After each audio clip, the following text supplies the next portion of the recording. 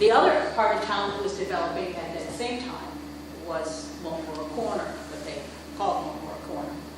And this is a fairly early structure. How many early structures were in that part of town, I don't know, but I don't think it was many. The town really began, this part of town began to take off when this building was built, or right around there. And that was 1834 or 1833. There's a gavel over here you should look at. It was given to James E. French, who was a very, very prominent person in town, and in grateful, appreciation from the people, and it dates this building from 1833. Next door, Simon Moulton lived. He probably built his house shortly after 1810. That's not an 1810 house. But if you go in, you see that it does still, this floor, have the old hand-hewn beams, posted beam structure. This is now our wonderful little Moultonborough History Museum. And across the street, Samuel Emerson lived. He had lived he came down from Sandwich. He was a lawyer. He had a little law office off to the side over there. And he owned a lot of land, as did Simon Moulton. Simon sold the land for this building to the town in 1830 or so. And he sold the land for this building, right next door to that one, because this was the Congregational Church at that time. That was about 1850. In 1866, the building that was on this lot burned. The land was available. The Methodists bought it and moved it down because the congregation had sort of collapsed. So Samuel Emerson also had a lot of land, and he sold a parcel next door to Matthias Weeks, who was a stone cutter, according to the census. I'm not sure what a stone cutter is. I suppose maybe like a mason, or it might have been a gravestone cutter, but I would think it's probably more like a mason. And he, then in 1848, he bought more land from Emerson and expanded his house. And the question is, this is Adele Taylor's old house. The question is, did he expand it, into that form at this time, or was that a later development? So, meanwhile, Simon Moulton's son-in-law, James French, came to town from Untitled with his wife Eveline, who was Simon's daughter, and his young son James E. French. And he bought stores that were there at the corner.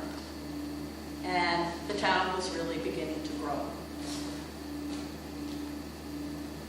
1866 now, 1865 actually.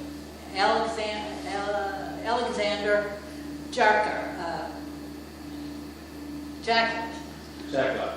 Jacklard came to town, and he bought Mr. Weeks's property. And it says that in the deed. If you go down to Osprey, they'll say he bought such and such a property, and they give all the meets and bounds and everything, including the buildings known as the Weeks place. So he bought this property. He owned it for a very, very short period of time. And then he bought property across the way, and I'm missing some pictures here, I don't know why. And he then sold it to James French. He bought the land on the other side of the street from James French, and he built his house up there. This is an old picture that Gloria and Dick Laisted loaned me for this presentation.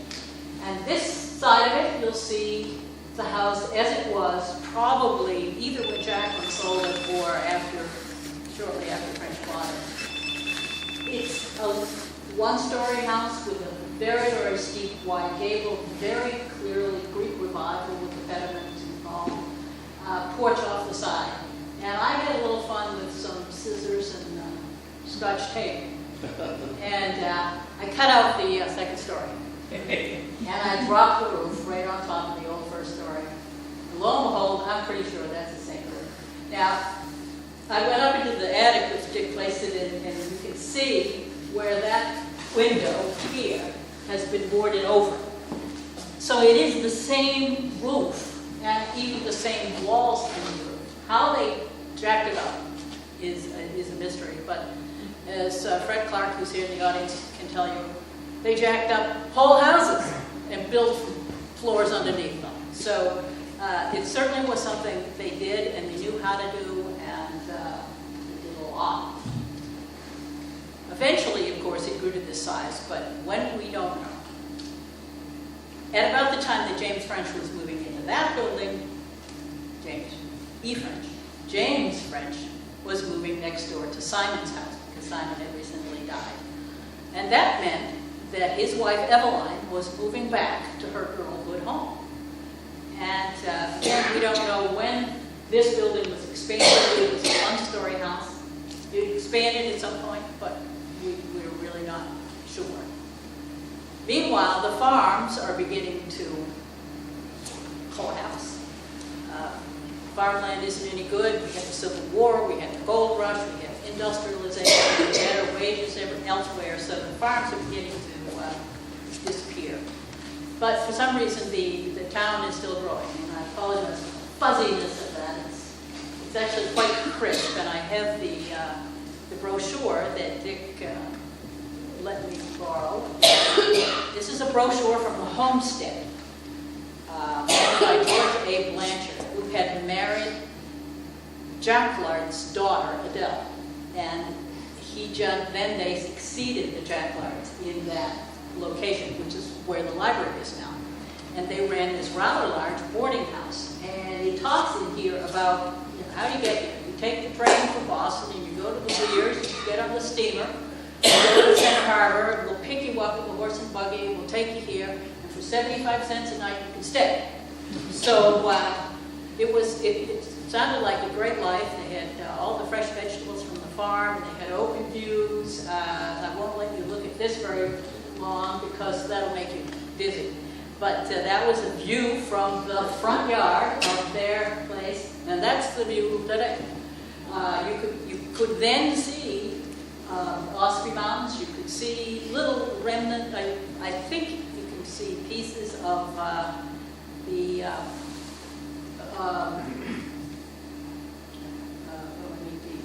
Osprey Park. Because one of the ways that I think we can date that brochure is that they talk about some places you could go to in the area. You can rent one of their horses and buggies and take rides around. And you can go up to these famous places like Rogers Hill. Well, nobody knows where Rogers Hill now, because now we call it Bodge Hill, because the Rogers died out and the Bodges moved in and they changed the name of the hill. And you could go up to Osprey Park. Well, Osprey Park is a name on the road at the moment, but it's now Castle and Clouds. Well, it was a Shaw place. What? I'm sure at that time it could have been the Shaw house. Oh, it was, yeah, it would have been. That's what I mean, that's Osprey Park, and I did have a picture of that, and I don't know where it's disappeared to, so. What's the date, will you the date on that? Judy? On which? On the first one. Well, again, because, the Rogers, the extended Rogers family was up on Rogers Hill, and it was called Rogers Hill, probably in like 1880. And then the Bodges were living there by 1890. So when they changed the name, I don't know, and also because of Osprey Park, that was active until about the mid-90s. Then it sort of closed down for a while. So I would say probably 1880 or something like that. But I don't know for sure. There was no date on it. Not very helpful. I'm going back in here. All right.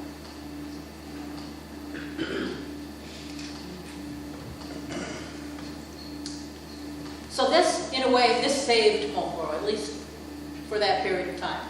The farms are going under. The town is full of these big buildings that had big families in them, and now there's not really much use for them. But tourism had come along to save the town. This building had been a tavern for a long time. It's now the Grange. then at that time, 1880, it was being run as the Red Hill House. And this building, we know as the Lamprey House, was being also run as an inn. And the Emerson House across the street, that was called Oakland, and that was a guest house. And we have the building that began as a Methodist church, turned into a private home, and then became an inn. And then, of course, later on it became a whole series of restaurants. Nobody can remember the names of them. The Lamprey House, again, it first became the Red Hill House, run by the Richardsons, and then it became the Lamprey House. Eventually they changed the name. It started as the Red Hill and then changed the name. And that's where Bob and Stuart Lamprey learned to wash dishes. And Bob remembers going down to the other inns, going up to the Highland House on Holland Hill, going down to that other one where Maurice's is, and to count the cars to see if they were doing better business than they were. But, and of course, anybody who went to one of Christina's or Hollis's nice lectures knows all about the Long Island Inn, which was pretty sophisticated by those standards. But that too had started out, the back part of it, as a farmhouse that took in boarders. And so when James French expanded his house, put on this story, that second story, and lifted the attic, was he doing it so that he could run a boarding house?